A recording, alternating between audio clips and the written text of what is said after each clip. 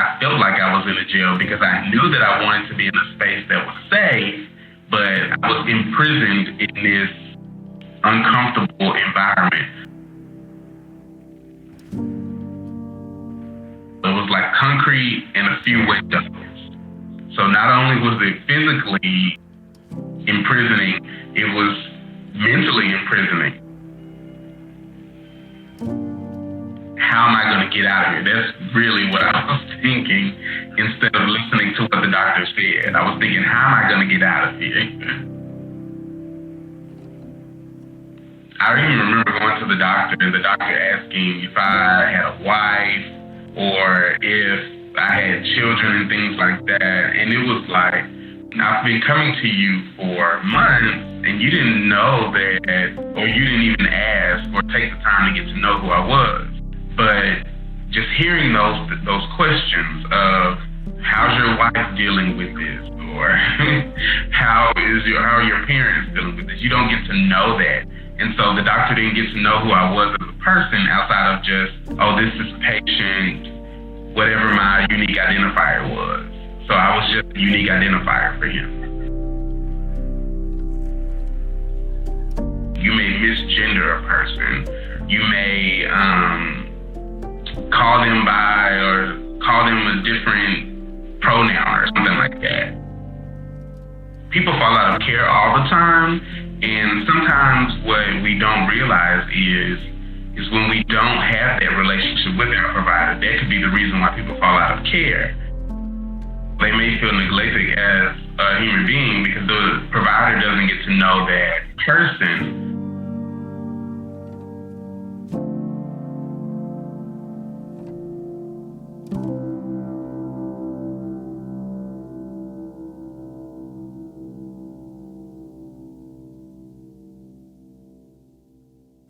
So cultural humility is defined, or one way to think about it is that in a multicultural world where power imbalances exist, cultural humility is a process of openness, self-awareness, being egoless, incorporating self-reflection and critique after willingly interacting with diverse individuals. And so the idea that we stay open, we're self-aware, we take our ego out of it, and we engage in self-reflection, that we do a lot of self-looking within. Competence implies this discrete endpoint, that at one point you're done. You do your competence thing, you're done, you're good, you're all culturally aware, and you can move on to the next thing. Humility is a commitment that you continue to be in a process. You're never done. So you're a lifelong learner, you're always critically self-evaluating, all the time.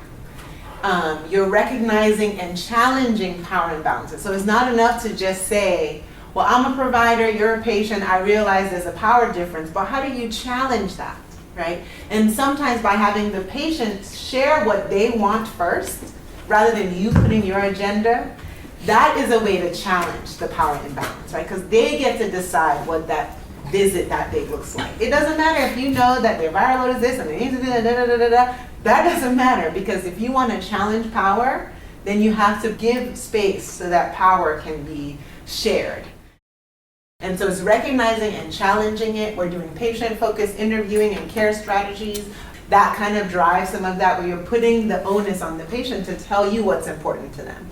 And then doing community-based research and advocacy, learning from the community, not assuming we're all knowing and all powerful, and pursuing institutional accountability. We have to get our institution to be accountable for what's happening, for why the structure is set up that way. The provider was talking to me about even just safer sex habits, and he assumed a lot of things because I guess he thought that he knew, or he could assume one thing based on my demeanor and based on the way that I dressed. And so I could tell that he was really trying to understand, but he really wasn't understanding who I was based on the way that I presented myself. It made me feel small in that sense. I would have appreciated if he would have been more curious and asked questions and gotten to the nitty-gritty of what it is that he really wanted to know, instead of going based on assumptions.